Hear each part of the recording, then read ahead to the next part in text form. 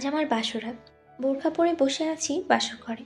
আমার বিয়েটা সব মেয়েদের মতো হয়নি। আমার বিয়েটা একটু অন্যরকমভাবেই হয়েছে। আমি আমার সদ্য বিবাহিত করা স্বামীর জন্য বসে আছি। জানি না সে কখন আসবে। আদৌ কি আসবে নাকি আসবে না তাও আমি জানি না। আমার প্রিয় স্বামী আসার আগে আমি পরিচয়টা দিয়ে দিই। আমার নাম নূরজাহান আক্তার নূর। আমি সিলেটে থাকি। আমি মধ্যবিত্ত পরিবারের মেয়ে। আমি মাদ্রাসায় ১০ম শ্রেণীতে পড়তাম। আমার বাবা একজন ইমাম ও মাদ্রাসার শিক্ষক। আমার মা গৃহিণী। আমার ছোট্ট একটা ভাই আছে, নাম ইব্রাহিম হাসান। আমার ভাইটা হাফিজি পড়ছে। আমার বাবা অনেক ধার্মিক। ছোটকাল থেকেই আমার মায়ের মতো আমাকেও পর্দায় রেখেছে। আমিও পর্দায় থাকতে পছন্দ করতাম, তাই এখনো পর্যন্ত আমাকে কেউ দেখেনি। যার সাথে আমার বিয়ে হয়েছে সে বড়লোক বাবার বখাটে ছেলে। সে আমাকে এখনো দেখেনি, আমিও তাকে এখন পর্যন্ত দেখিনি। তারা 2 ভাই বোন। আমার শাশুড়ির ছোট বোন আমাদের এখানেই থাকে। একদিন আমার শাশুড়ি এখানে বেড়াতে আসে। তার ছোট বোনের কাছে আমার কথা শুনে আমাকে দেখতে আসে। তারপর আমাকে দেখে আমার শাশুড়ির খুব পছন্দ হয়। আমার বাবার কাছে আমার শাশুড়ি বিয়ের প্রস্তাব জানায়, কিন্তু ছেলে বখাটে শুনে আমার বাবা না করে দেয়। কিন্তু তাতে তারা ফিরে যায়নি। তারা আমার বাবার কাছে অনেক আকুতি মিনতি করে আমার বাবাকে রাজি করায়। এই ছেলের কাছে আমার বাবা কিছুতেই বিয়ে দিতে চায়নি। তাদের জোড়াজড়িতে এক পর্যায়ে রাজি হয়ে যায়। আমার বিয়ে ছোট ঘটা করে ঘরের মধ্যেই হয়েছে। তারপর আমাকে ঢাকা নিয়ে আসে। সিলেট থেকে ঢাকা আসতে আসতে রাত হয়ে যায়। কিছুক্ষণ আগেই আমাকে আমার ননদ রিনা একটা রুমে বসিয়ে দিয়ে বলে যায়, রাহাত ভাইকে পাঠিয়ে দিচ্ছি। আমি মনে মনে বললাম, ও তাহলে আমার স্বামীর নাম রাহাত। জানি না আমাকে মেনে নেবে নাকি নেবে না।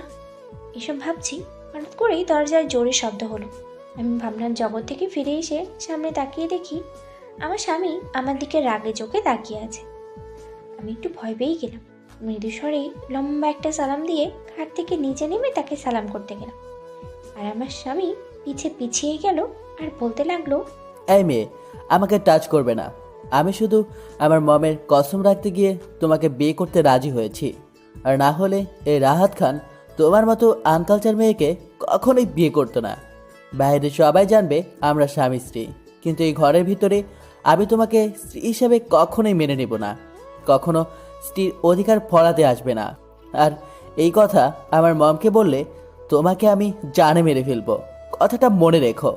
আপনি নিশ্চিন্তে থাকুন, আমি এই কথা কাউকে বলবো না। যাও নিচে বা সোফায় গিয়ে ঘুমাও।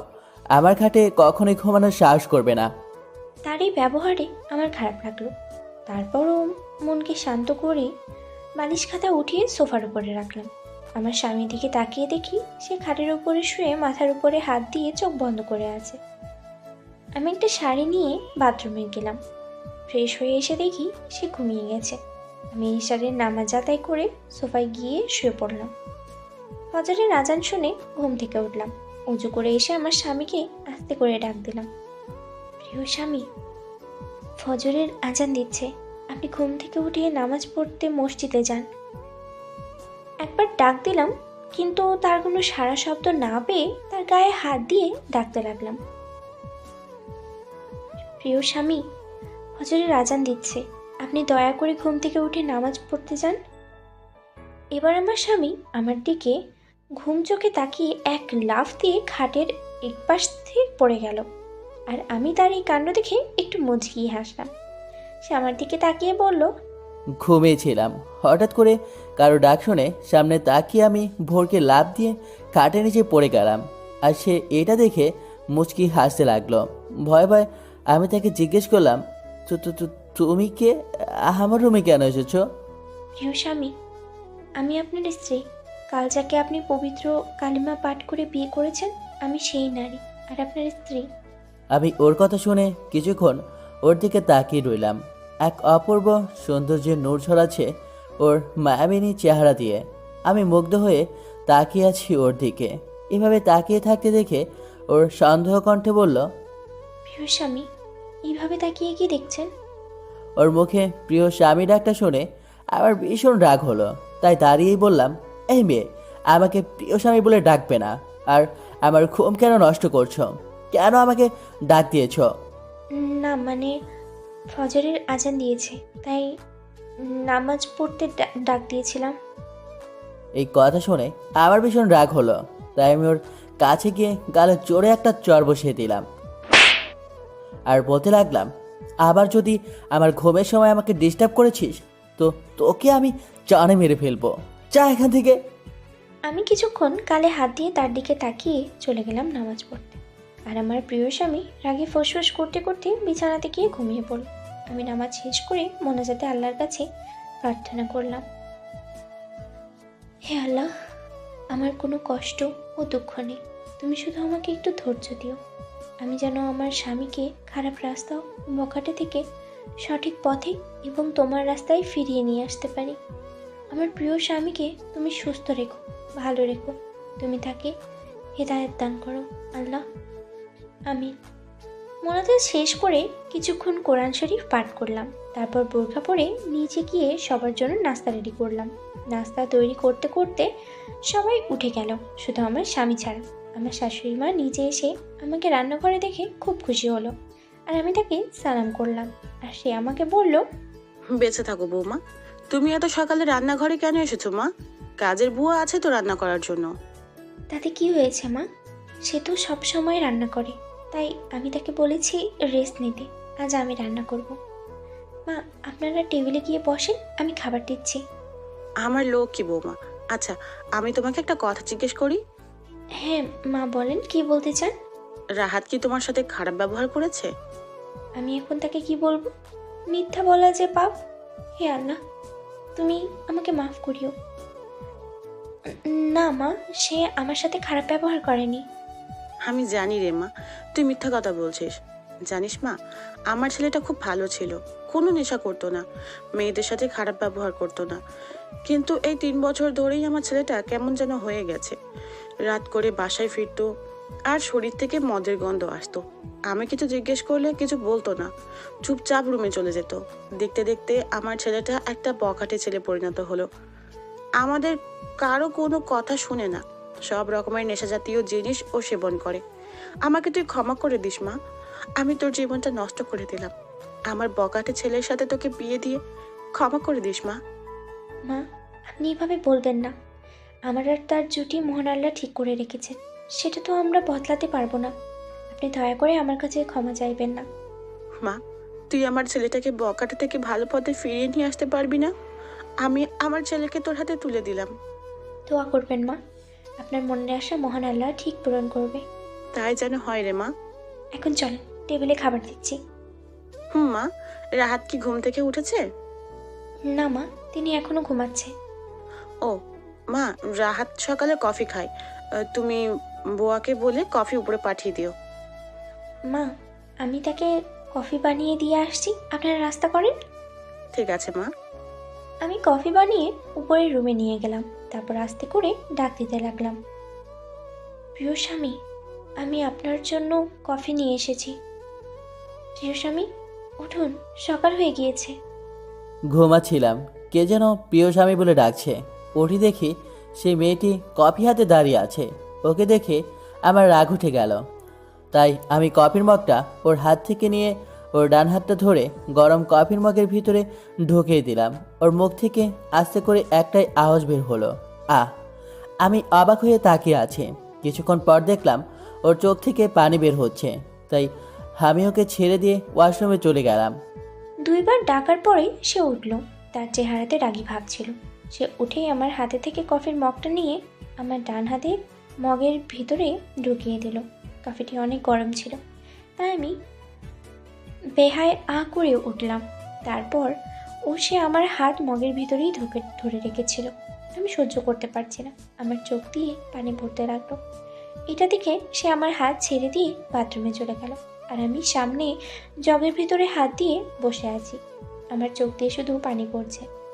তারপর সে ফ্রেশ হয়ে বেরিয়ে বলল, এই, তুই এখন এখান থেকে যাস নাই কেন?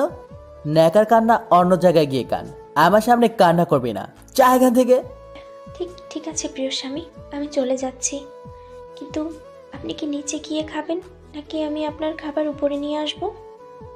এই, তোকে আমি বলেছি না আমাকে প্রিয় স্বামী বলে ডাকবি না? কেন ডাকিস? যা এখান থেকে। আমি নিচে গিয়ে খাবো। নূরজাহান কিছু না বলেই নিচে চলে গেল।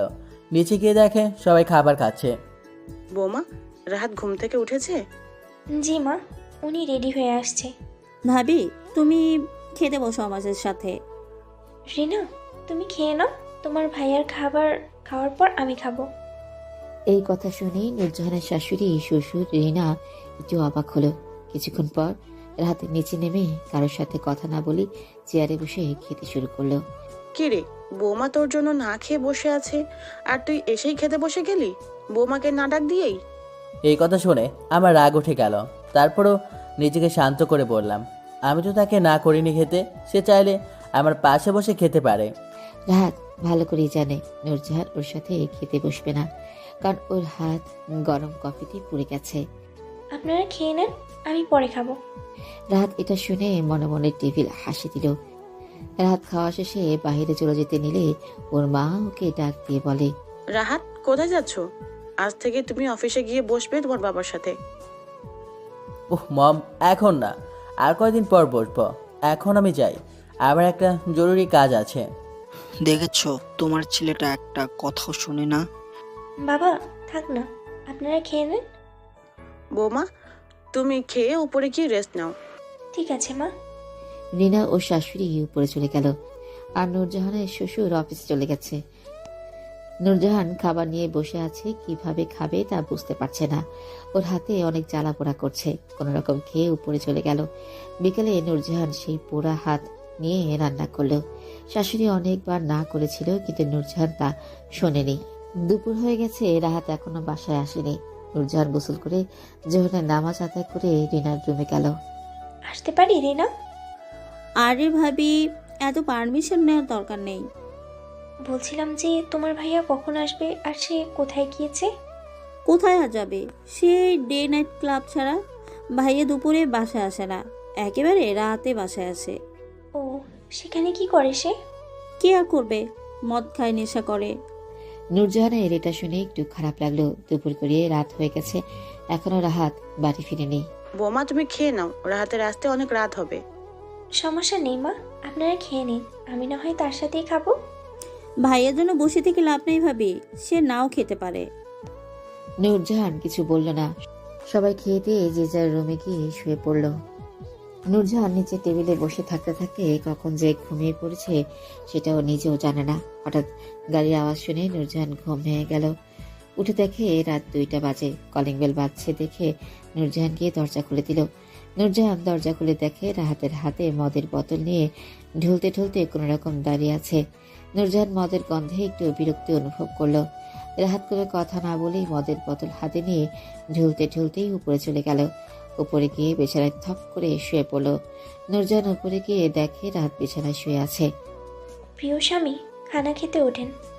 হেই, তুই যা এখান থেকে, আমি খাবো না। প্রিয় স্বামী, দয়া করে আপনি খানা খেয়ে। বিছানায় শুয়েছিলাম, ওর মুখে আবার সেই প্রিয় স্বামীর রাগটা শুনে আমার রাগটা চরম পর্যায়ে উঠে গেল। তাই আমি ওর বাকি কথা বলতে না দিয়ে ওর গালে 2টা চড় দিলাম আর বললাম, তোকে আমি বলেছি না আমাকে প্রিয় স্বামী বলবি না, তারপরও কেন বলিস? আপনি আমাকে স্বামীর অধিকার না দেন তাতে আমার কোনো সমস্যা নেই, কিন্তু আমাকে এই নাম ধরে ডাকতে না করবেন না, দয়া করে প্রিয় স্বামী। না, তুই ডাকবি না, আমি তোকে না করেছি, তাই তুই এই নামে ডাকবি না। আবার যদি ডাকিস তো তোর হাল বেহাল করে দেব। কিছু বললাম না, আমার চোখ দিয়ে শুধু পানি গড়িয়ে পড়ছে। যা এখান থেকে, আমি ঘুমাবো, আমাকে ডিস্টার্ব করবি না। একটা কথা ছিল, দয়া করে রাগ করবেন না, আপনি এই মদ খাওয়া ছেড়ে দিন। আপনার মা বাবা আপনার এই নেশা করা জিনিসটা পছন্দ করে না, আর ইসলামী শরীয়তে এটা হারাম। আনাস ইবনে মালিক রাদিয়াল্লাহু আনহু থেকে বর্ণিত, রাসূল সাল্লাল্লাহু আলাইহি ওয়াসাল্লাম বলেছেন, নেশাদার দ্রব্য পানকারী জান্নাতে যাবে না, পিতামাতার অবাধ্য ব্যক্তি জান্নাতে যাবে না, খোটা দানকারী জান্নাতে যাবে না। তাকবীর, হা 2 3 6 3। আব্দুল্লাহ ইবনে আমর থেকে বর্ণিত, যে ব্যক্তি মদ পান করবে আল্লাহ তার উপরে 40 দিন অসন্তুষ্ট হবেন। আহমদ, হা 27 64 4। তাকবীর, হা 34:10। তাই প্রিয় স্বামী, আপনি এসব দ্রব্য পান করা ছেড়ে দিন। এইসব দ্রব্য স্বাস্থ্যের জন্য ক্ষতিকর। নিচে তাকিয়ে মৃদুস্বরেই এই কথাগুলো বললাম। চোখ তুলে তার দিকে তাকিয়ে দেখলাম তার চোখ রাগে লাল হয়ে গেছে।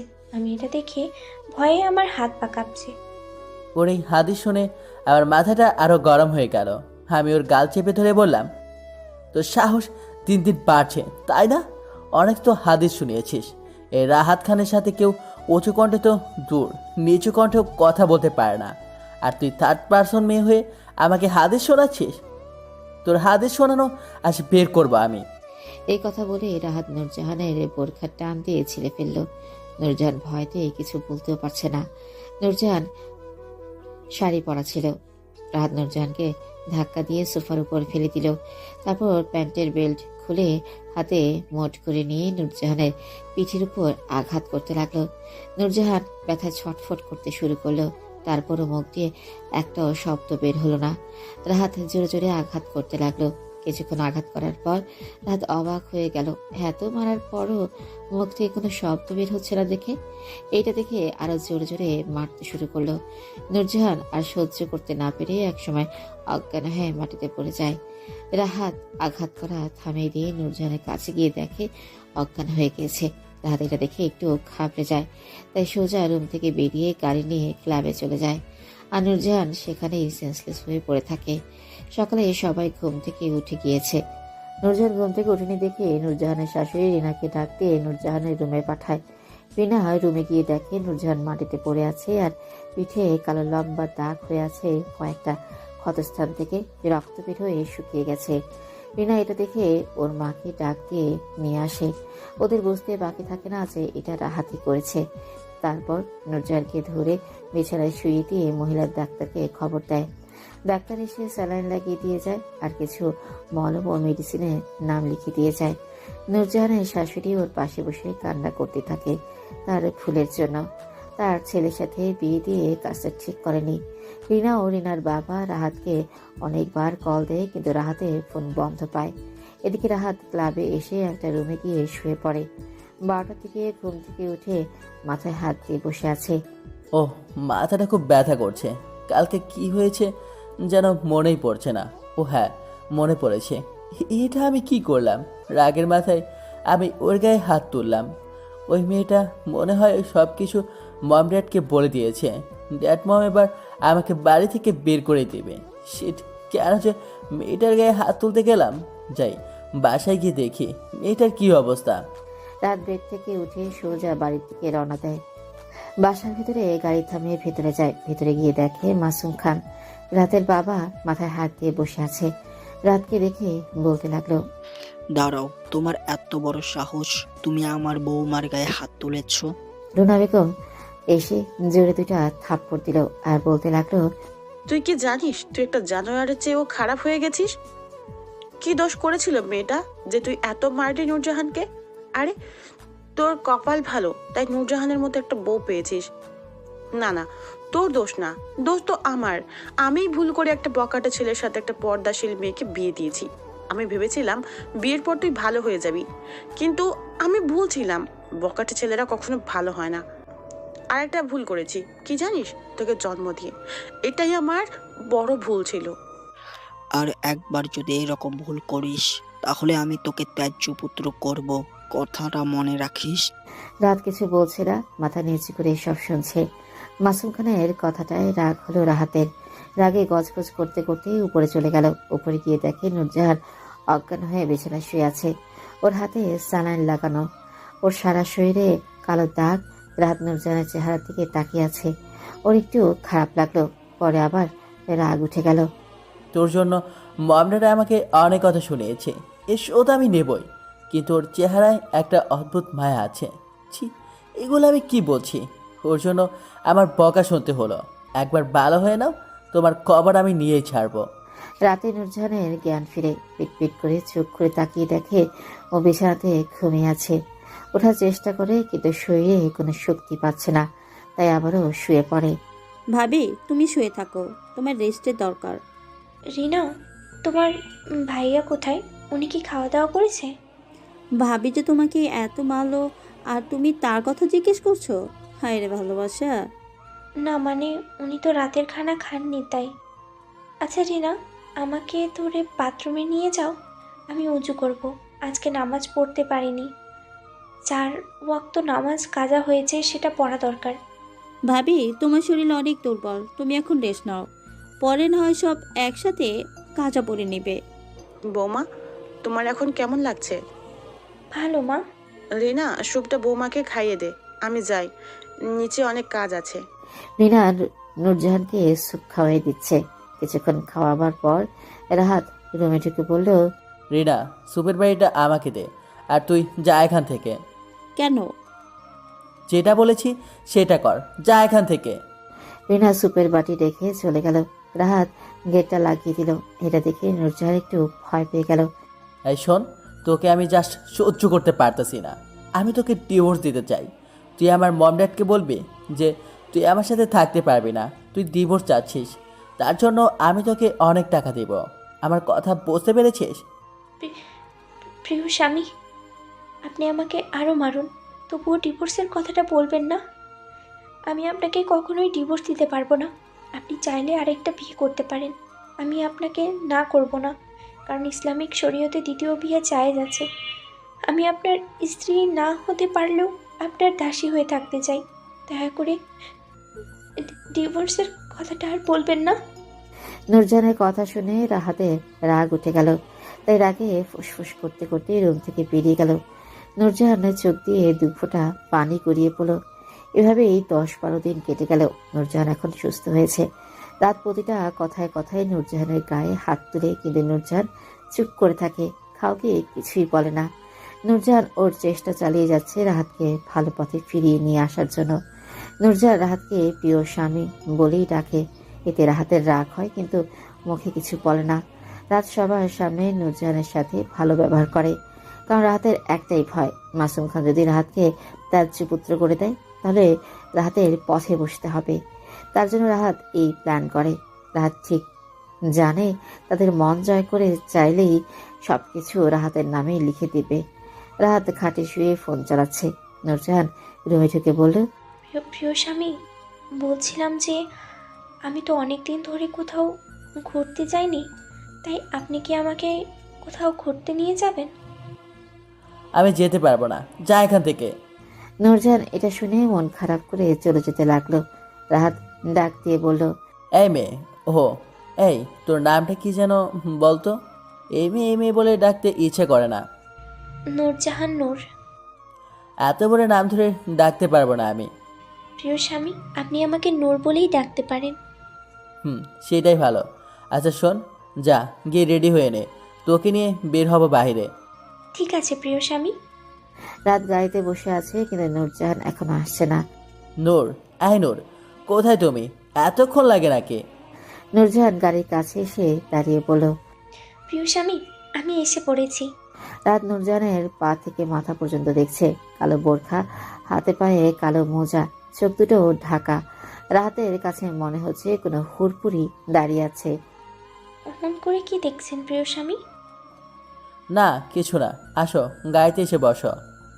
নূরজাহান রাহাতের পাশে এসে বসল। রাত গাড়ি স্টার্ট দিল। রাহাত একটা পার্কের সামনে গাড়ি থামালো। রাহাত ও নূরজাহান গাড়ি থেকে নামলো এবং ওরা পার্কের ভেতরে দিয়ে হাঁটা শুরু করলো। রাহাত আশপাশে একটু খেয়াল করে দেখলো সব ছেলেদের সাথে মেয়ে আছে, তো ওরা নূরজাহানের দিকে কেন তাকাচ্ছে। রাহাত নূরজাহানকে নিয়ে একটা বেঞ্চে বসলো। কিছুক্ষণ বসার পর রাহাতের কিছু ফ্রেন্ডের সাথে পার্কে দেখা হলো। রাহাত একটু দূরে গিয়ে ওদের সাথে কথা বলছে। কিরে শালা, বউ নিয়ে পার্কে ঘুরতে এসেছিস, আবার বলিস বউকে মেনে নিস নাই? শালায় মিথ্যা কথা বলে আমাদের সাথে। সত্যি, আমি এখনো ওকে মেনে নেয়নি। ও পার্কে আসার জন্য জোর করছিল, তাই নিয়ে এসেছি। আর তোরা তো জানিস আমার প্ল্যানটা কি। ও যাই হোক, ভাবের সাথে কি পরিচয় করিয়ে দিবি না? আয় চল দেই, পরিচয় করিয়ে দেই। নূরজাহান, এরা হচ্ছে আমার ফ্রেন্ড রিফাত ও রকি। নূরজাহানের কাছে গিয়ে ওদেরকে দেখিয়ে বলল, হাই ভাবি, হাউ আর ইউ? আসসালামু আলাইকুম ভাইয়া, ভালো আছেন আপনারা?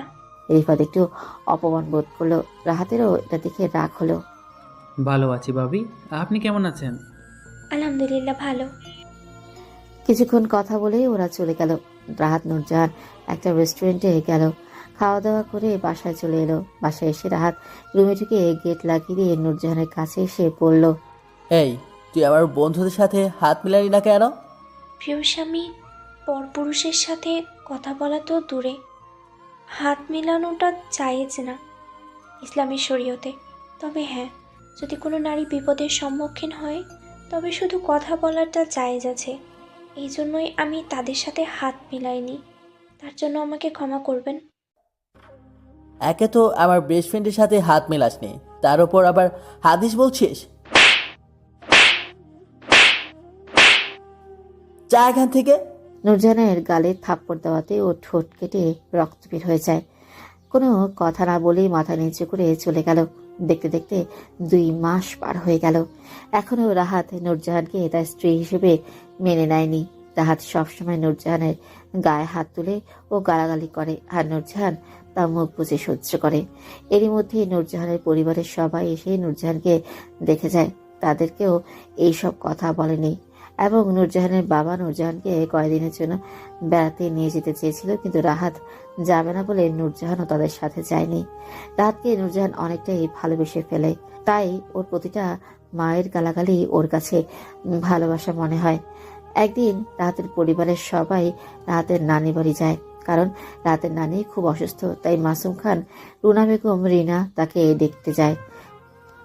রুনা রাহাত ও নূরজাহানকে সাথে করে নিয়ে যেতে চেয়েছিল, কিন্তু রাহাত যাবে না বলে দিয়েছে, তাই নূরজাহানও তাদের সাথে যায়নি। তারা 3 জন খাবার খেয়ে রূপগঞ্জ যাওয়ার উদ্দেশ্যে বেরিয়ে পড়ে, আর রাহাতকে বলে যায় নূরজাহানের বাসায় একা, তাই বাসায় যেন তাড়াতাড়ি চলে আসে। রাহাত তাদের কথা কানে না নিয়ে ক্লাবে চলে যায়, মেইন গেট তালা দিয়ে। আর নূরজাহান বাসায় একা থাকে। নূরজাহান এশারে নামাজ আদায় করে অনেকক্ষণ অপেক্ষা করে রাহাতের জন্য, কিন্তু রাহাতের আশার কোনো নামগন্ধও নেই। রাত 12টা বেজে গেছে দেখে নূরজাহান খাবার বেড়ে রুমের টেবিলের উপরেই রেখে সোফায় গিয়ে ঘুমিয়ে পড়ে।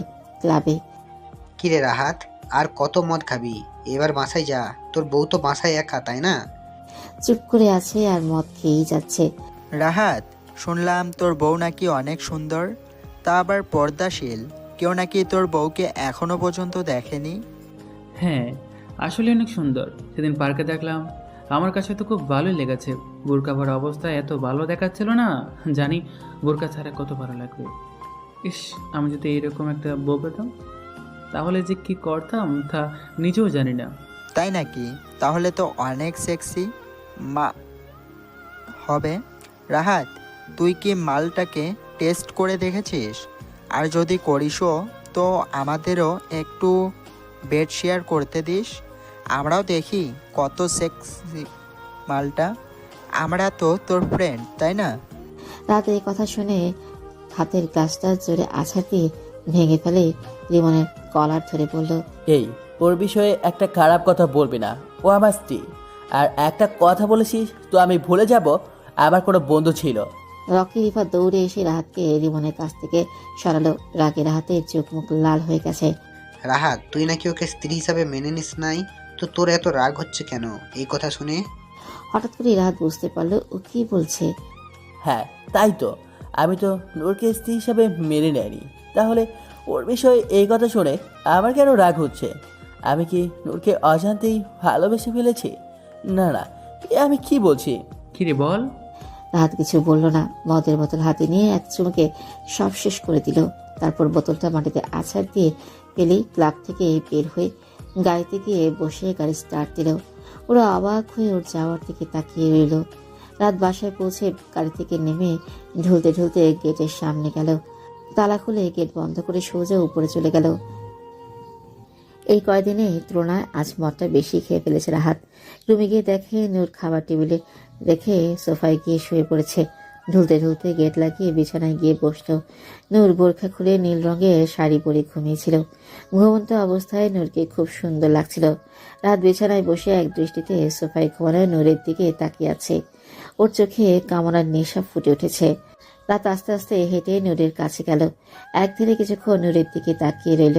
তারপর আস্তে করে নূরকে কোলে উঠিয়ে বিছানায় নিয়ে শোয়ালো। রাহাত নূরের গোলাপি ঠোঁটে ঠোঁট রেখে কিস করতে লাগলো। হঠাৎ করে নূর ঠোঁটে কারো স্পর্শ পেয়ে জেগে উঠল। নূর তাকিয়ে দেখলো রাহাত ওর ঠোঁটে কিস করছে। নূর কিছু না বলে জোরে একটা ধাক্কা দিল। রাহাত নিচে গিয়ে পড়ল। নূর শোয়া থেকে উঠে বসে গেল। নূরের ধাক্কা রাহাতের প্রচন্ড রাগ হলো। ক্ষমা করবেন প্রিয় স্বামী, আমি আসলে বুঝতে পারিনি।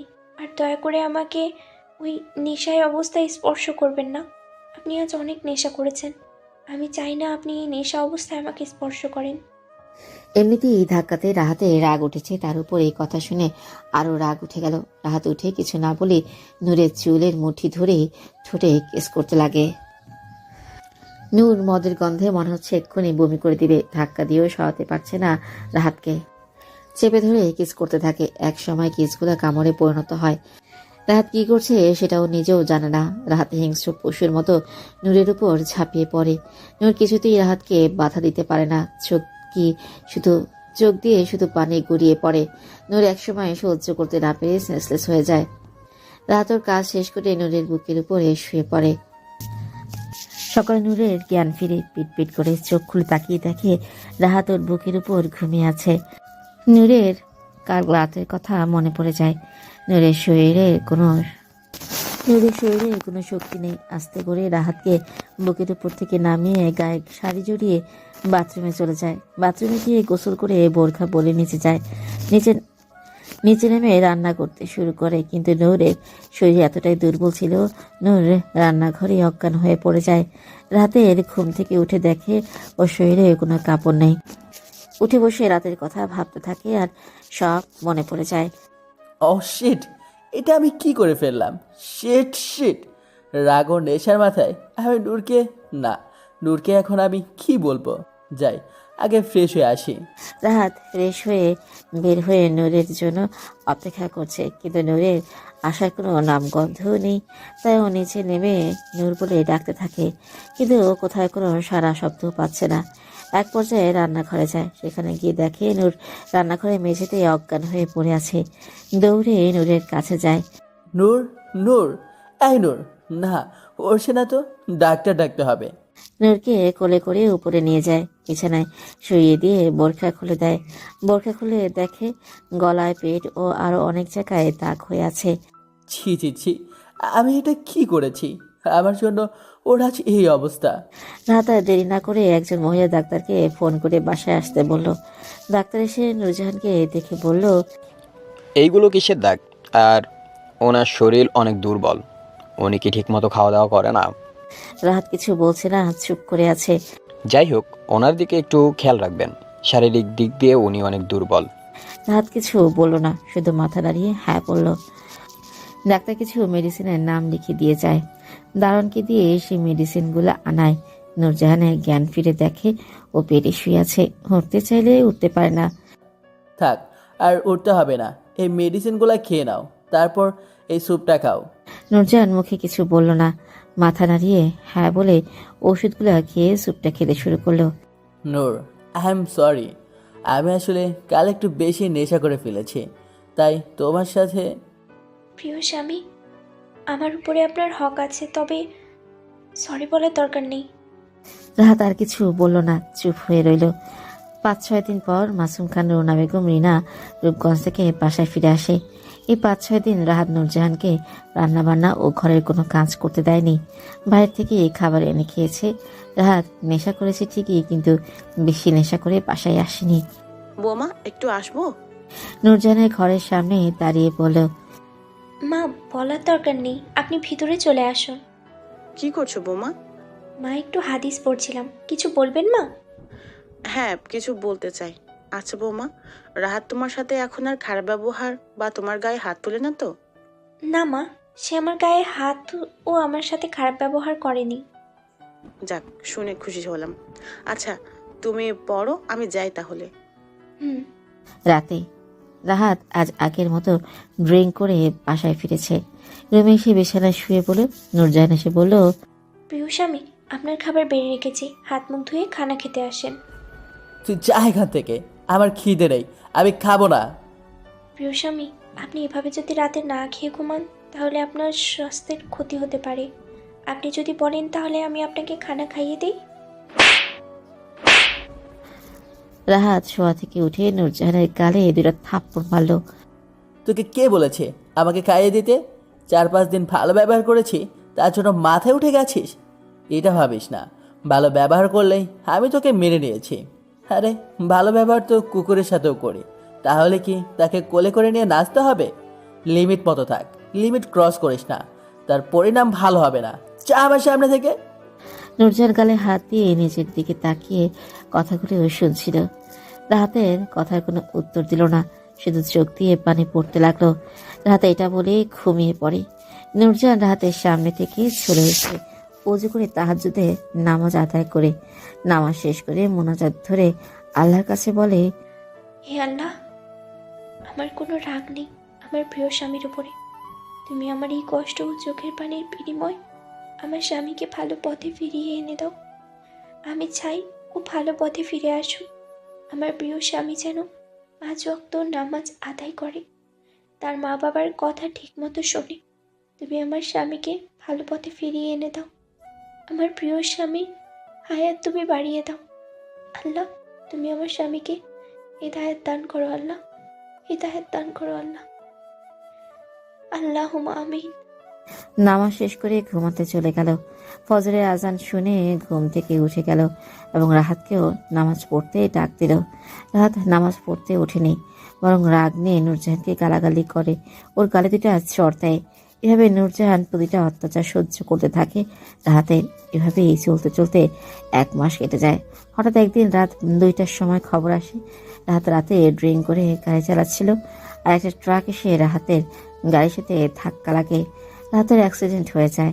রাহাতের দেহ গাড়ি থেকে বের করে কিছু লোক ধরাধরি করে হাসপাতালে নিয়ে যায়। ওরা সবাই হাসপাতালে এসে দেখে রাত আইসিইউতে আছে। ডাক্তার ওদেরকে বলে হাতে ও পায়ে বেশি ব্যথা পেয়েছে আর ডান পাটা ভেঙে গেছে। এই কথা শুনে রুনা বেগম রিনা কান্নায় ভেঙে পড়ে। মা, রিনা, দয়া করে কাঁদবেন না, আল্লাহর উপরে ভরসা রাখুন, দেখবেন সব ঠিক হয়ে যাবে। কি থেকে কি হয়ে গেল রে মা? আমার ছেলেটা কেন যে আমাদের কথা শুনে না? আহা, কান্না থামাও রুনা। এটা তোমার ছেলের আল্লাহর দেওয়া একটা শাস্তি, সেটা তো ভোগ করতেই হবে। বাবা, মা, আপনারা বাসায় চলে যান, আমি আর রিনা এখানে থাকি। কিন্তু মা, তোমরা 2জন মেয়ে। বাবা, আমি আছি তো, তুমি মমকে নিয়ে বাসায় যাও। এখানে থাকলে মম ভাইয়ের জন্য টেনশন করতে করতে প্রেশার উঠে যাবে। আচ্ছা ঠিক আছে, আমি যাব না। জালালকে বলে তোর মমকে বাসায় পাঠিয়ে দিচ্ছি। সেটাই ভালো হবে বাবা। মাসুম খান রুনা বেগমকে বাসায় পাঠিয়ে দেয়। মাসুম খান, নূরজাহান ও রিনা আইসিইউর পাশের সিটে বসেছিল। ডাক্তার আইসিইউ থেকে বের হয়ে বলল, রুগীকে বেডে দেওয়া হয়েছে, আপনারা চাইলে তাকে দেখতে পারেন, তবে হ্যাঁ, বেশি কথা বলবেন না। ডাক্তার এটা বলেই চলে যায়। নূরজাহান, মাসুম খান, রিনা রাহাতকে যেই রুমে রাখা হয়েছে সেখানে যায়। সেখানে গিয়ে দেখে রাহাতের হাতে পায়ে ব্যান্ডেজ করা ও হাতে স্যালাইন লাগানো। নূরজাহান এটা দেখে কান্না ধরে রাখতে পারে না, নীরবে কেঁদেই যাচ্ছে। রাতটা কোনো রকম পার হয়ে সকাল হলো। রাহাতের এখনো জ্ঞান ফিরেনি। এটা দেখে সবাই আরো টেনশনে পড়ে গেল। ডাক্তার বলেছে রোগী প্রচুর নেশা করেছিল, তাই জ্ঞান ফিরতে দেরি হবে। নূরজাহান যায় নামাজে বসে কেঁদেই যাচ্ছে, খাওয়া দাওয়া ছেড়ে দিয়ে। রাত 4টায় রাহাতের জ্ঞান ফিরে। আস্তে করে পিটপিট করে চোখ খুলে তাকিয়ে দেখে চারিদিকটা। রাহাত বুঝতে পেরেছে ও এখন কোথায় আছে। হঠাৎ করে রাহাতের কানে কান্নার আওয়াজ শুনতে পায়। রাহাত একটু নড়ে উঠল, দেখার জন্য ওকে কান্না করছে দেখার জন্য। জ্ঞান ফিরে আসার পর দেখলাম আমি হাসপাতালে। সেই রাতে আমার অ্যাক্সিডেন্ট হয়েছিল, কিন্তু সবাই কোথায় কাউকে তো দেখতে পাচ্ছি না। হঠাৎ করেই আমার কানে কান্নার আওয়াজ আসলো। আমি নড়াচড়া করতে লাগলাম, কিন্তু দেখতে পাচ্ছি না। ঘাটটা একটু ঘুরিয়ে দেখলাম কালো বর্গা পরা একটা মেয়ে জায়নামাজে বসে মোনাজাত ধরে কান্না করছে। আমার বুঝতে আর বাকি থাকে না এটা কে। কান্না করতে করতে হেসকে উঠে গেছে, তারপরও থামছে না। আমি আজ এইটুকু বুঝতে পেরেছি, নূর আমাকে খুব ভালোবাসে। আমার কাছে খারাপ লাগতে শুরু করলো ওর কান্না দেখে। আমি আস্তে করে নূরকে ডাক দিলাম, নূর। নূরজাহান রাহাতের ডাক শুনতে পেয়েছে, তাই তাড়াতাড়ি মোনাজাত শেষ করে চোখ মুছে দাঁড়িয়ে রাহাতের কাছে আসে। আপনার এখন কেমন লাগছে? আপনার কোথায় ব্যথা হচ্ছে বলেন, ডাক্তারকে ডাক দিব? বাবা, রিনা তার জ্ঞান ফিরেছে। বলেন না প্রিয় স্বামী, আপনার কোথায় ব্যথা হচ্ছে? আমার কাছে এসে পাগলের মতো বলতে লাগলো। আমার মনে হচ্ছে ব্যথা আমি না, নূরই পেয়েছে। নূরের দিকে তাকিয়ে দেখলাম কান্না করতে করতে ওর চোখ মুখ ফুলিয়ে ফেলেছে, মুখটাও শুকনা দেখাচ্ছে। মনে হয় ঠিকমতো খাওয়া দাওয়া করেনি। আমি ওর কথার উত্তর না দিয়ে একধানে ওর দিকে তাকিয়ে রইলাম। রাহাত, এখন কেমন লাগছে তোমার? ভালো লাগছে ড্যাড। মম কোথায়?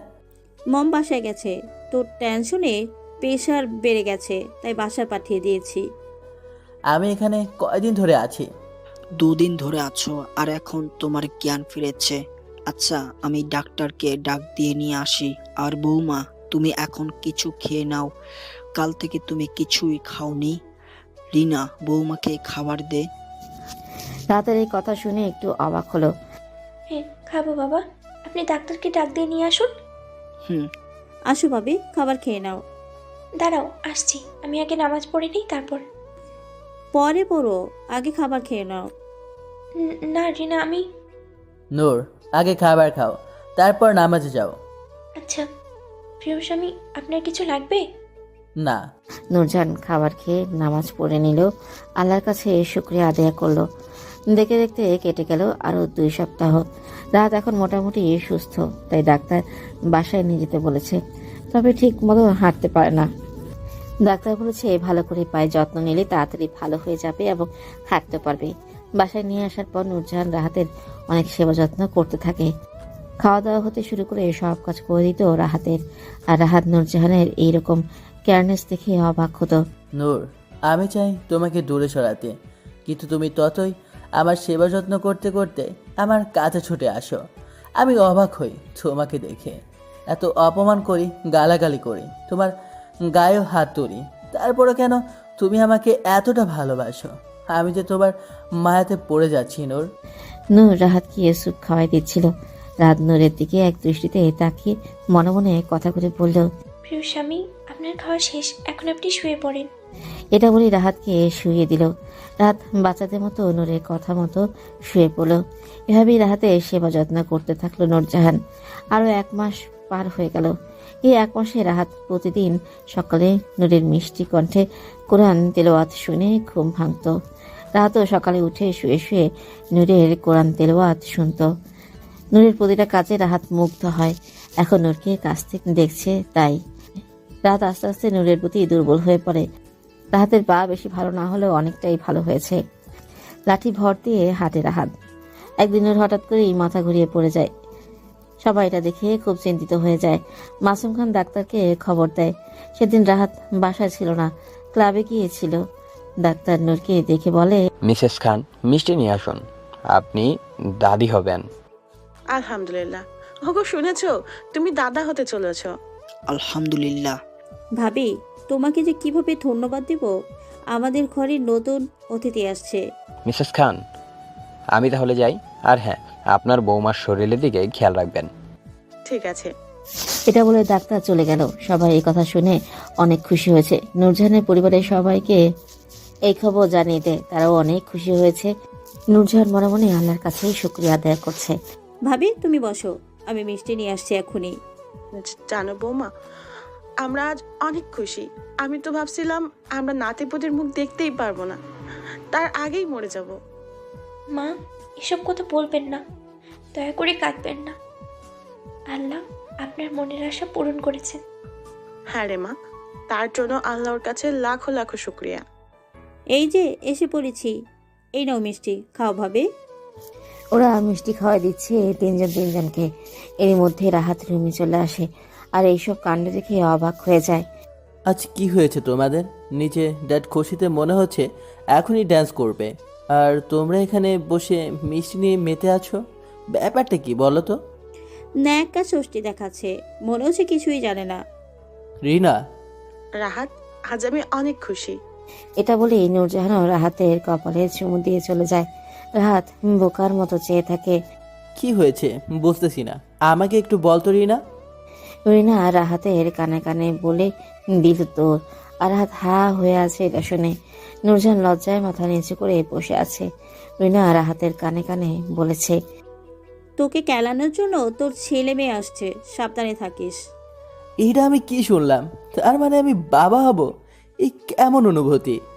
নূরজাহান রাতকে দাঁড়িয়ে থাকতে দেখে হঠাৎ করে বিছানা থেকে নেমে বলতে থাকে, মাফ করবেন প্রিয় স্বামী, আমি ভুল করে আপনার বিছানায় বসে পড়েছি। আপনি বিছানায় বসে রেস্ট নিন। রাত নূরজাহানের কথা একটু খারাপ লাগলো, কারণ রাহাতের বিছানায় বসতে ও শুতে না করেছে তার জন্য। প্রিয় স্বামী, আপনি কি খুশি হননি? রাত কিছু বলছে না, চুপ করে আছে। রাতে চুপ করে থাকতে দেখে নূরজাহানের মুখ কালো হয়ে গেল। নূরজাহান আস্তে করে পাশ কাটিয়ে চলে যায়, আর রাহাত বিছানায় থপ করে বসে পড়ে। ভাবতে থাকে, আমার এমন কেন লাগছে? এটা কেমন অনুভূতি? এই অনুভূতি তো কখনই হয়নি। এখন আমি কি করব? আমার ভুলের জন্যই এটা হয়েছে। আমি তো নূরকে এখনো মেনেই নিইনি। তাহলে এখন কি করব আমি? রাতে খাওয়া দাওয়া শেষ করে সবাই ঘুমাতে যায়। রাহাত নূরজাহানের সাথে আর কোনো কথা বলেনি। নূরজাহান সোফায় ঘুমিয়েছে। নূর, এই বাচ্চা তুই নষ্ট করে দিবি। আমি চাই না এই বাচ্চা। প্রিয় স্বামী, দয়া করে এই কথা বলবেন না। আমি কিছুতেই এটা করতে পারবো না। এটা যে বড় পাপ। আমি তোর কোনো কথা শুনতে চাই না। তুই কালকেই আমার সাথে হাসপাতালে গিয়ে অ্যাবর্শন করে আসবি। প্রিয় স্বামী, আমি মা হয়ে আমার বাচ্চাকে মেরে ফেলতে পারবো না। দয়া করেন, একটু দয়া করেন। রাতের পায়ে পড়ে কান্না করে বলতে লাগলো। রাতের এটা শুনে আরো রাগ উঠে গেল। রাত নূরজাহানের পেটে চড়ে লাথি দিল। নূরজাহান লাফ দিয়ে ঘুম থেকে উঠে গেল। আমি স্বপ্ন দেখছিলাম এতক্ষণ? তাহলে খুব ভয়ঙ্কর স্বপ্ন ছিল এটা। আমার মতে ফজরের আজান দেয়নি, তাই তাড়াতাড়ি উঠে গিয়ে তাহাজ্জুদের নামাজটা পড়ে নেই। নূরজাহান অজু করে এসে নামাজ পড়তে দাঁড়িয়ে গেল। নূরজাহান এই স্বপ্নটা দেখে খুব ভয় পেয়ে যায়। নামাজ শেষ করে আল্লাহর কাছে বলতে লাগলো, হে আল্লাহ, জানি না কেন আমি এই স্বপ্নটা দেখলাম, তবে এই স্বপ্নটা যেন সত্যি না হয়। আল্লাহ, তুমি আমার স্বামীকে সুস্থ করে দিয়েছো, তার জন্য তোমার দরবারে লাখ লাখ শুক্রিয়া জানাই। হে আল্লাহ, দয়া করে আমার এই বাচ্চার যেন কোনো ক্ষতি না হয়। আমার স্বামীর মন তুমি নরম করে দাও এই বাচ্চার উছিলে, সে যেন একদম ভালো হয়ে যায়। আমি আজ পর্যন্ত তোমার কাছে যা যা চেয়েছি তুমি আমাকে তাই দিয়েছো, আর যেটা না দিয়েছো তাতেও আমার কোনো আফসোস ছিল না। কিন্তু আজ আমি তোমার কাছে একটা জিনিস চাইবো। তুমি আমার হায়াত নিয়ে গিয়ে আমার বাচ্চার হায়াত দান করো আল্লাহ। আমি চাই আমার বাচ্চা এই দুনিয়ার মুখ দেখুক, ওর যেন কোনো ক্ষতি না হয় আল্লাহ, ওর যেন কোনো ক্ষতি না হয়। তুমি তো দেখছো সবাই কত খুশি এই বাচ্চাটার জন্য। তুমি তাদের মুখের হাসিটুকু কেড়ে নিও না আল্লাহ। তুমি আমার বাচ্চাটাকে সুস্থভাবে এই দুনিয়াতে পাঠাও আল্লাহ। এটাই তোমার কাছে আমার চাও। দোয়া করো আল্লাহ, দয়া করো, রহম করো আল্লাহ। তুমি আমার প্রিয় স্বামীটা যেন খারাপ পথ থেকে ভালো পথে ফিরে আসে।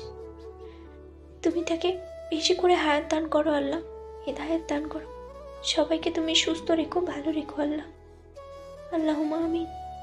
মোনাজাত শেষ করে জায়নামাজে বসে কান্না করতে লাগলো। এদিকে রাহাতের কান্নার শব্দে ঘুম ভেঙে যায়। আজ নূরজাহান মোনাজাতে একটু জোরে জোরেই বলেছে, তাই রাহাত বিছানায় শুয়ে সব শুনতে পেরেছে। ঘুমিয়েছিলাম, হঠাৎ করেই আমার কানে কান্নার আওয়াজ ভেসে আসতে লাগলো। আমি চারদিকে তাকিয়ে দেখলাম সারা রুম অন্ধকার। তো কান্না কে করছে? শুয়ে থাকার পর কারো কণ্ঠস্বর আমার কানে ভেসে আসতে লাগলো। আমি চুপ করে শুনতে লাগলাম। কিছুক্ষণ শোনার পর আমি বুঝে গেছি এটা কার কণ্ঠ। হালকা ডিম লাইটের আলোতে বোঝা যাচ্ছে যে নূর জায়নামাজে বসে আছে আর মোনাজাত ধরে কান্না করছে। তাই আমি চুপটি করে ওর সব কথা শুনতে লাগলাম। নূরের কথাগুলো শুনে আমার চোখ দিয়ে পানি চলে এসেছে। কেন আমার চোখ দিয়ে পানি পড়ছে তা আমি নিজেও জানি না। নূরের মোনাজাতের সব কথাই আমি শুনতে পেয়েছি। আমি এইটুকুই বুঝতে পেরেছি নূর আমার জন্য ও বাচ্চার জন্য বেশি কান্না করছে। নূর মোনাজাত শেষ করে আরও কান্না করতে লাগলো। ওর কান্না দেখে আমার বুকের মধ্যে চিনচিন ব্যথা হতে লাগলো। আমার কাছে প্রচণ্ড খারাপ লাগছে। হে আল্লাহ, তুমি আমাকে মাফ করো। আমি এতদিন অনেক অন্যায় করেছি নূরের উপর। ওর মতো একটা ফুলের মতো মেয়েকে আমি অনেক মেরেছি। আমি বড় ভুল করে ফেলেছি আল্লাহ। আজ থেকে আমি তোমাকে আর কষ্ট দেব না নূর। তোমাকে আমি কখনোই কান্না করতে দেব না নূর। তোমাকে আমি স্ত্রীর মজা দিয়ে আমার মনের রানী বানিয়ে রাখবো, আর সব খারাপ কাজ আমি ছেড়ে দেব, এটা আমার ওয়াদা। নূরজাহান কিছুক্ষণ কান্না করে সেখানেই ঘুমিয়ে পড়ে। আমি বিছানা থেকে উঠে নূরের কাছে গেলাম। হালকা আলোতে ওর চেহারা অল্প অল্প দেখা যাচ্ছে। চেহারাটা কান্নার কারণে লাল হয়ে গেছে, চোখ ফুলে গেছে। আমি নূরকে কোনো রকম কোলে উঠে নিলাম। তার জন্য ভাঙা পাটা একটু ব্যথা পেলাম, সেটাকে পাতা না দিয়ে কোলে করে বিছানায় শুয়ে দিলাম। আর আমিও শুয়ে নূরকে আমার বুকের মাঝে জড়িয়ে ধরলাম। নূরের কপালে চুমু দিয়ে আমিও ঘুমিয়ে গেলাম। নূরজাহান আজ বেশি ঘুমিয়েছিল, তাই ফজরের আজান শুনতে পায়নি। সকালে নূরজাহানের ঘুম ভেঙে যায়। নূরজাহান চোখ মেলে তাকিয়ে দেখে ও রাহাতের বুকের মধ্যে ঘুমিয়ে আছে, আর রাহাতকে পরম যত্নে জড়িয়ে ধরে ঘুমিয়ে আছে। নূরজাহান কিছুক্ষণ রাহাতের ঘুমন্ত মুখের দিকে তাকিয়ে রইল। ঘুমন্ত অবস্থায় রাহাতকে নিষ্পাপ বাচ্চাদের মতো দেখাচ্ছে। নূরজাহানের চোখ সরিয়ে নিয়ে উঠতে যাবে, তখন রাহাত বলল, নূর, এত নড়াচড়া করছে কেন? একটু ঘুমাতে দাও নূর পাখি। ঘুম জড়িত কণ্ঠে আস্তে চোখ বন্ধ করে বললাম। নূরজাহান এই কথা শুনে অবাক হয়ে যায়। নূর পাখি ডাকটা শুনে আরো বেশি অবাক হয়। নূরজাহানের চোখ দিয়ে পানি গড়িয়ে পড়ল। রাতের বুকের মধ্যে গরম কিছু অনুভব করতে লাগলো, তাই চোখ মেলে তাকিয়ে দেখে নূরজাহান কান্না করছে। রাত চিন্তিত হয়ে বলল, নূর পাখি, কি হয়েছে তোমার? কোথায় ব্যথা করছে বলো, বলো আমাকে। নূর কিছুই করছে না, শুধু কেঁদেই যাচ্ছে। এটা দেখে রাহাত আরো ঘাবড়ে যায়। কি হয়েছে বলো নূর পাখি, কান্না করছো কেন? নূর মনে মনে আল্লাহর কাছে হাজার শুকরিয়া আদায় করছে আর কাঁদছে। আল্লাহ ওর ডাকে সাড়া দিয়েছে, ওর মনের আশা পূরণ করেছে। কিছু হয়নি প্রিয় স্বামী, আমি তো খুশিতে কাচ্ছি। এটা আমি আপনাকে কিভাবে বোঝাবো? তাহলে কান্না করছে কেন? আবার যদি কান্না করতে দেখেছি, তাহলে আমার চেয়ে খারাপ আর কেউ হবে না, কথাটা মনে রাখো। নূর আজ খুশি। নূর ও রাহাতকে জড়িয়ে ধরে।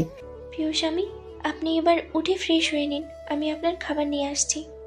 তার আর দরকার নেই, আমি নিচে গিয়ে সবার সাথে খাবার খাবো। তুমি যাও, ফ্রেশ হয়ে নিচে গিয়ে সোজা চেয়ারে বসে খাবার খেতে শুরু করো। আর হ্যাঁ, রান্নাঘরে গিয়েছো তো আমি পা ভেঙে রেখে দেব। রাগী গলায় বলে উঠে বাথরুমে চলে যাই। নূর বিছানা থেকে উঠে পাশের রুমে গিয়ে ফ্রেশ হয়ে নিচে নেমে টেবিলে গিয়ে বসে পড়ে। বাবা, আজ দেখি বলার আগে খেতে বসে গেছো ভাবি। তা তোমার উগানটা বরটা কই সে? কি নিচে আসবে নাকি খাবার উপরেই দিয়ে আসতে হবে? আমি এসে গেছি, আজ থেকে এখানে বসেই খাবার খাবো সবার সাথে। আর চুন্নি, তুই বেশি কথা বলবি না। রাতের এই কথা শুনে রিনা জুস খাচ্ছিল, সাথে সাথে এই বিষম খেলো। আর রুনা বেগম মাসুম খান অবাক হয়ে তাকিয়ে আছে রাহাতের দিকে। আস্তে খা, তোর খাবার কেউ নিয়ে যাচ্ছে না। রিনা রাহাতের পানির গ্লাসটা হাতে নিয়ে পানি ঠক ঠক করে খেয়ে দাঁড়িয়ে গেল আর বাইরের দিকে হাঁটা ধরল। এই টিনা, কোথায় যাচ্ছিস খাবার ছেড়ে? দাঁড়া দেখে আসি, আর সূর্যটা কোন দিক দিয়ে উঠছে। রিনা, বেশি কথা না বলে খেতে বস। রিনা দৌড়ে বাইরে গিয়ে এসে পট করে চেয়ারে বসে পড়ল। মম, সূর্য তো ঠিক মতো উঠেছে, তাহলে সবকিছু উল্টাপাল্টা হচ্ছে কেন বুঝতে পারছি না। অবাক হয়ে রাহাতের দিকে আর চোখ তাকিয়ে বলল, মম, রিনাকে কিছু বলো, না হলে কিন্তু ভালো হবে না বলে দিচ্ছি। ওরা তিনজন কিছু বলছে না, মিটমিটিয়ে হাসছে। রিনা, চুপ কর, খেয়ে নে। হুম। নূর, খাচ্ছ না কেন? তাড়াতাড়ি খাওয়া শুরু করো। হুম।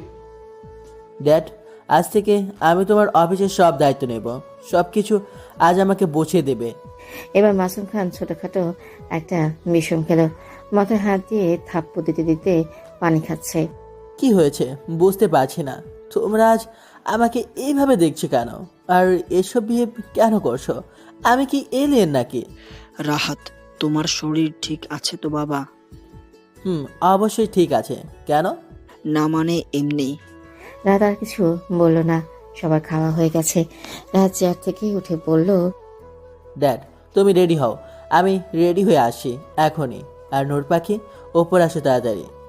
রাত যাওয়ার পর রুনা বেগম ও মাসুম খান কান্না ধরে রাখতে পারল না, কেঁদেই দিল। বাবা, মা, আপনারা কাঁদছেন কেন? রিনা, তুমিও কাঁদছো? মারে, তোকে যে কিভাবে বলে বোঝাবো তার ভাষা খুঁজে পাচ্ছি না। এটা যে খুশির কান্না মা। জানো ভাবি, আজ থেকে 3 বছর আগে আমরা এভাবেই হাসি ঠাট্টা করে সকালের নাস্তা করতাম, কিন্তু যখন থেকে ভাইয়া নেশা করা শুরু করেছে তখন থেকে আমাদের সাথে ভালো করে কথা বলতো না, আমাদের সাথে খেতে বসতো না, সব সময় বাহিরেই খেত। কিন্তু আজ আমার ভাইটা আবার আগের মতো হয়ে গেছে। সবই তোমার জন্য ভাবি। এভাবে বলো না রিলা। আল্লাহর রহমতে তোমার ভাই আজ ভালো পথে ফিরে এসেছে। হ্যাঁ রে মা, আল্লাহর দরবারে লাখ লাখ শুক্রিয়া আদায় করি। নূর, হ্যাঁ নূর পাখি, কি হলো, আসো না কেন? নূর উপরে চলে গেল। আজ সবাই অনেক খুশি। একে তো নতুন মেহমান আসছে, তার উপর রাত পুরোপুরি ভালো হয়ে গেছে। নূর উপরে গিয়ে দেখে রাহাত কালো প্যান্ট সাদা শার্ট পরেছে। দেখতে ভালোই লাগছে রাহাতকে। রাহাত হাতে টাই নিয়ে আয়নার সামনে দাঁড়িয়ে বাঁধার চেষ্টা করছে।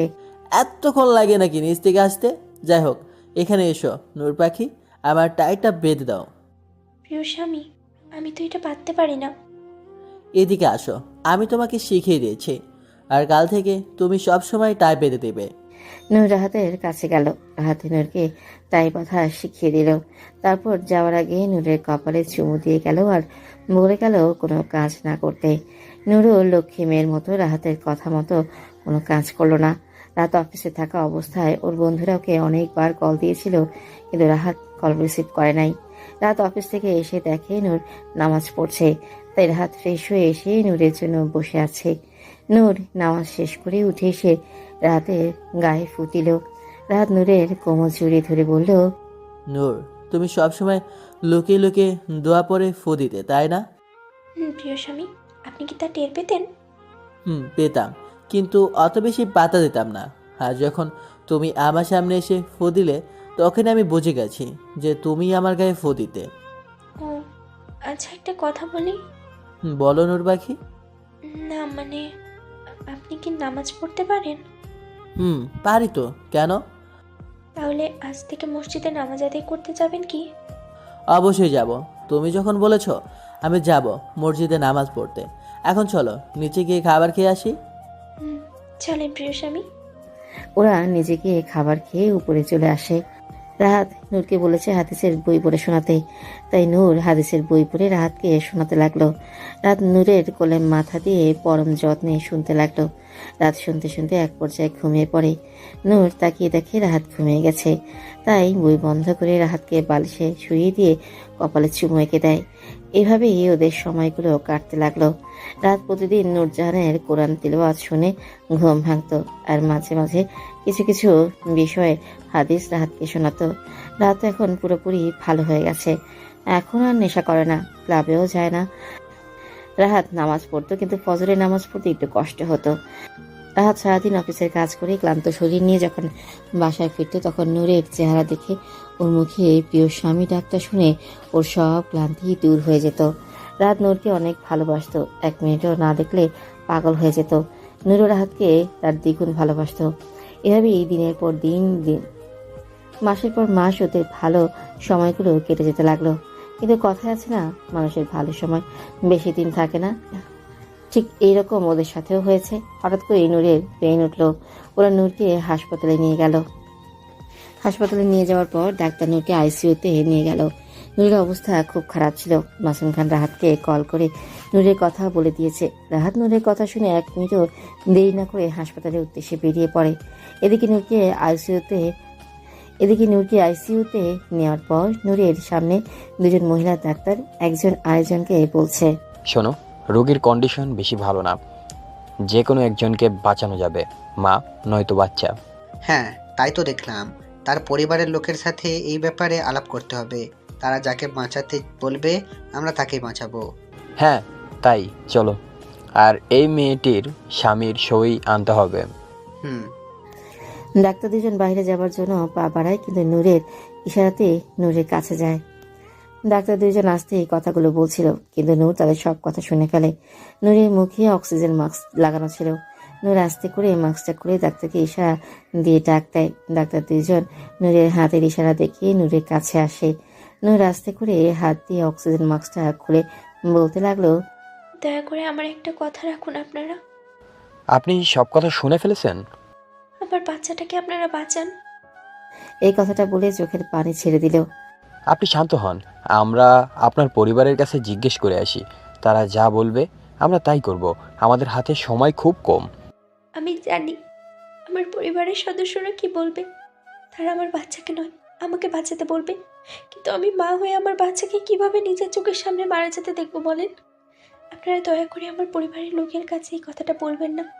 অপারেশন হয়ে গেল তাদের কাছে বলে দিয়েন। দেখুন মিসেস নূর, আমরা এটা করতে পারবো না। এটা বড় অন্যায়। তাদের এই বিষয়ে জানার পুরোপুরি হক আছে। তাই দয়া করেন আপনারা।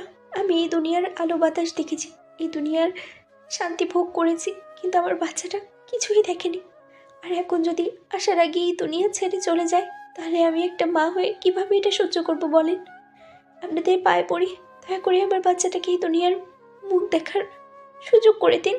ও ওর বাবার ভালোবাসা থেকে ওকে বঞ্চিত করবেন না, আল্লাহ দোহাই লাগে।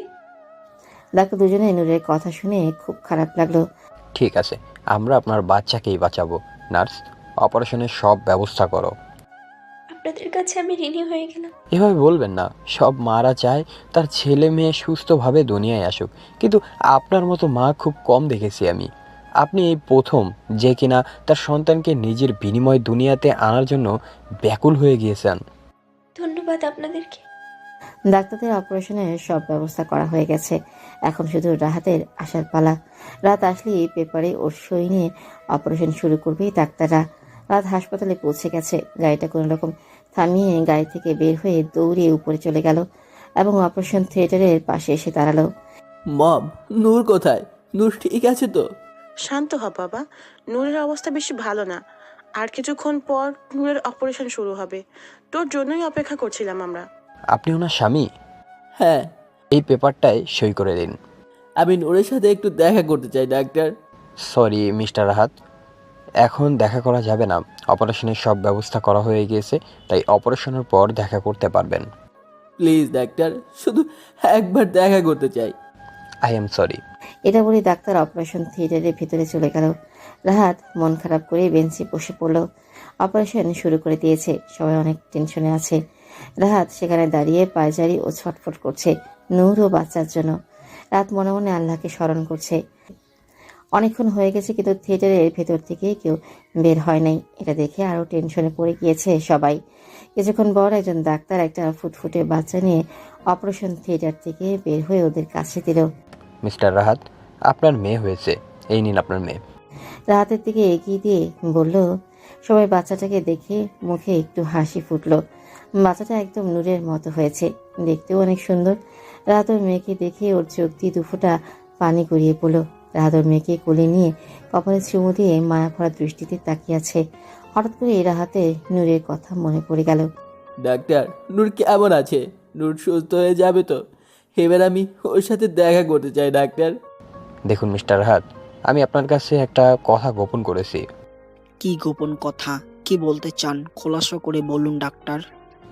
আসলে নূর আমাকে নূর যা যা বলেছে সব কথা সবাইকে খুলে বলল। রাত ডাক্তারের কথা শুনে ধপ করে সেখানেই মাটিতে বসে পড়ল বাচ্চা নিয়ে। রিনা এসে বাচ্চাকে রাহাতের কাছ থেকে নিয়ে রুনা বেগমের কোলে দিল। আর মাসুম খান আর নূরের বাবা ডাক্তারের সাথে তর্ক করতে শুরু করলো। সবাই কান্নায় ভেঙে পড়ল। ভাইয়া শান্ত হ। কান্নাজড়িত কণ্ঠে রাহাতের কাছে বসে মাথায় হাত দিয়ে বলল। ডাক্তারের কথা শুনে আমি এক মুহূর্তের জন্য থমকে গেলাম। আমার মনে হচ্ছে আমার পৃথিবীটাই উল্টে গিয়েছে। এটা কেন করলো নূর? আমার কাছে বলার কি একবারও প্রয়োজন মনে করলো না? দেখুন, এখন আমার সাথে তর্ক করে লাভ নেই। আর মিস্টার রাহাত খান, আপনি আপনার স্ত্রীর কাছে যান। রোগীর হাতে বেশি সময় নাই। বাকিটা বলতে পারো না, তার আগেই রাহাত ওর হাত দিয়ে থামিয়ে দিল। রাত সেখান থেকে উঠে ভেতরে চলে গেল। রাত জোরে দরজা খুলে ভেতরে প্রবেশ করলো। রাতের মনের ভেতরে নূরের জন্য রাগ হচ্ছে, তাই ভেতরে এসে নূরের পাশের চেয়ারে বসে নূরের দিকে না তাকিয়ে অন্যদিকে তাকিয়ে আছে। নূর রাহাতে উপস্থিত টের পেয়ে তাকিয়ে দেখে রাহাত অন্যদিকে তাকিয়ে আছে। নূর অক্সিজেন মাস্কটা খুলে বলতে লাগলো। প্রিয় স্বামী, আপনি কি আমার উপরে রাগ করে আছেন? চুপ! এভাবে রাগ করবেন না প্রিয় স্বামী, তাহলে যে আমি মরেও শান্তি পাবো না। রাহাত নূরের মুখে মারা যাওয়ার কথাটা শুনে আর বসে থাকতে পারল না, তাই নূরের দিকে ফিরে আস্তে করে নূরের গালে থাপ্পড় দিল। প্রিয় স্বামী, আমি আপনার এই থাপ্পড়টাকে খুব মিস করব। কেন করলে এটা নূর? কেন? আমাকে কি একটা বারও জানানোর প্রয়োজন মনে করলে না? আমি তোমাকে ছেড়ে কিভাবে বাঁচবো নূর? প্রিয় স্বামী, আমাকে আপনি ক্ষমা করবেন। আমি চাইনি আমার বাচ্চাটা এই দুনিয়া থেকে চলে যাক, তাই আমি চুপ করো নূর, চুপ করো। তোমাকে ছেড়ে আমি কিভাবে থাকবো বলো নূর? আপনি ভুল বলছেন প্রিয় স্বামী। আপনার বাচ্চার কারণ আমি এই দুনিয়াতে রেখে গিয়েছি। তাকে আঁকড়ে ধরে আবার নতুন করে বাঁচতে শিখুন। পারলে আরেকটা বিয়ে করে আবার সংসার শুরু করুন। না নূর, না। আমার জীবনে তুমি প্রথম ছিলে, তুমিই শেষ। একটা কথা রাখবেন প্রিয় স্বামী। রাহাত নূরের হাত ধরে বলল, বলো নূর। আমাকে একটাবার নূর পাখি বলে ডাকবেন। নূর পাখি? এটা বলে আরো জোরে জোরে কান্না করতে লাগলাম। দয়া করে কান্না করবেন না প্রিয় স্বামী, আপনার কান্না আমি সহ্য করতে পারছি না।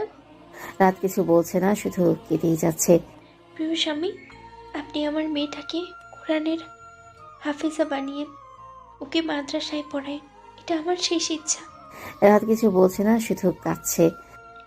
সবাইকে একটু ডাক দিবেন, এই শেষবারের মতো আমি তাদেরকে দেখতে চাই। রাত উঠে সবাইকে ডাক দিয়ে ভেতরে নিয়ে এসেছে। নূরের মা, বাবা, ভাই, মাসুম খান, রুনা বেগম, রিনার কোলে ছিল নূরের মেয়ে। সবাই ভেতরে এসে নূরকে দেখে কান্না করতে লাগলো। নূর তাদেরকে দেখে একটু মুচকে হাসি দিল। তারপর রাহাত ও মেয়ের দিকে তাকিয়ে আস্তে করে চোখ বন্ধ করে ফেলল। নূরের শরীরে দুইটা ঝাঁকি দিয়েই নিস্তেজ হয়ে গেল। রাহাত দৌড়ে নূরের কাছে এসে পড়ল। নূর, এই নূর, কি হলো? ডাকছি শুনতে পাচ্ছ না নাকি? আরে তোমার সাথে আমার আরো কথা আছে। নূর, উঠছো না কেন তুমি? আমার কিন্তু ভীষণ কষ্ট হচ্ছে। নূরকে ধাক্কা দিয়ে ডাকতে লাগলাম, মম নূরকে উঠতে বলো, আমার কিন্তু খুব কষ্ট হচ্ছে। নূর, মম নূরকে জিজ্ঞেস করো প্রতিদিন সকালে কে আমাকে কোরআন পড়ে ঘুম আগাবে, প্রতিদিন কে আমাকে হাদিস পড়ে শোনাবে, প্রতিদিন রাতে আমাকে কে খাইয়ে দেবে, কে আমাকে প্রিয় স্বামী বলে রাখবে। অফিস থেকে ফিরে এসে কার চেহারা থেকে আমি ক্লান্ত দূর করবো। মম জিজ্ঞেস করছো না কেন নূরকে? জিজ্ঞেস করো মম। রাতের এই পাগলামি কথাগুলো শুনে সবাই আরো জোরে কান্না করতে লাগলো। মম তুমি জিজ্ঞেস করবে না তাই না? হে আল্লাহ, কেন কেড়ে নিলে আমার নূরকে? নূরের গায়ে দিনের পর দিন হাত তুলতাম বলে, নূরকে গালাগালি করতাম বলে, নূরকে অবহেলা করতাম বলে, কিন্তু যখন থেকে আমার বাচ্চাকে দুনিয়াতে পাঠিয়েছিলে ঠিক তখন থেকে আমি নূরকে ভালোবাসতাম, নূরকে নিজের থেকে বেশি ভালোবাসতাম। তাহলে এখন কেন আমার কাছ থেকে নূর পাখিকে কেড়ে নিলে? বলো আল্লাহ, বলো। রাতের এই চিৎকারে হাসপাতালের সবাই সেখানে জড়ো হয়ে গেছে। সেই ডাক্তার দুজন রাতের পাগলামো দেখে কান্না করতে লাগলো। রাত চোখ মুছে নূরের কাছে গিয়ে নূরকে বুকে নিয়ে নূরের সারা মুখে চুমু দিতে লাগলো। হ্যাঁ, চুপ করো সবাই। নূর ঘুমাচ্ছে, তোমরা বাইরে যাও, না হলে ওর ঘুম ভেঙে যাবে। তাড়াতাড়ি বাইরে যাও। মুখে হাত দিয়ে গেটের দিকে ইশারা করে বাইরে যেতে বলল। রাতের এইরকম পাগলামো দেখে মাসুম খান দেরি না করে ওয়ার্ড বয়কে ডেকে অন্য রুমে নিয়ে যেতে বলল। ওয়ার্ড বয়রা রাহাতকে ধরে নিয়ে যেতে লাগলো। ছাড়ো, আমি যাবো না। আমি নূরের কাছে থাকবো, আমি নূরের কাছে থাকবো। ছাড়ো বলছি, আমাকে নূর ডাকছে, আমাকে নূরের কাছে যেতে দাও, আমাকে নূরের কাছে যেতে দাও। রাহাতকে অন্য কেবিনে বেডে জোর করে শুয়ে দিয়ে ঘুমের ইঞ্জেকশন দিয়ে দিল। রাত আস্তে আস্তে ঘুমের দেশে পাড়ি দিল। নূরের লাশ দাফন করা হয়ে গেছে। রাত ঘুম থেকে উঠে পাগলামো করেছিল। তারপর সবাই রাহাতকে বুঝিয়ে বলে, এখন মেয়েকে নিয়ে তোমার বেঁচে থাকতে হবে। রাত ওর মেয়েকে বুকে নিয়ে কান্না করে দেয়। আস্তে আস্তে রাত ওর মেয়েকে নিয়ে সুখে শান্তিতে বসবাস করতে লাগলো। রাতের মেয়ের নাম নিধি রেখেছে। নিধিকে নিয়েই এখন রাহাত বেঁচে আছে। এখনো রাহাত নূরের কবরের কাছে গিয়ে কান্না করে। নূরের মুখে সেই প্রিয় স্বামী ডাকটা খুব বেশি মিস করে। এভাবেই বাবা ও তার মেয়ের জীবন কাটতে লাগলো।